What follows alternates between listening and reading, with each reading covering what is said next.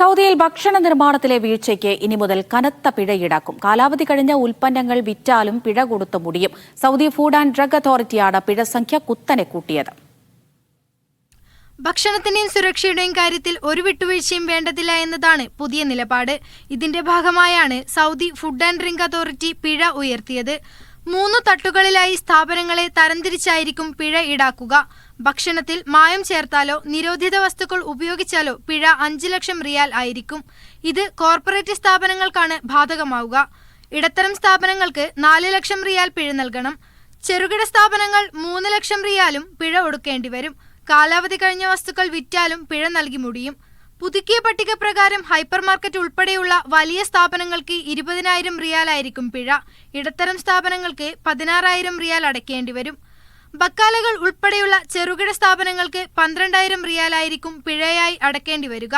Food and drink അതോറിറ്റിയാണ് പുതുക്കിയ പട്ടിക പ്രസിദ്ധീകരിച്ചത്. സെപ്റ്റംബർ 15-നകം ഇതിലേക്ക് അഭിപ്രായങ്ങളോ എതിർപ്പോ ഉള്ളവർക്ക് അറിയിക്കാം. അല്ലാത്ത പക്ഷം നിയമം പ്രാബല്യത്തിൽ വരും. Media 1 Mecca.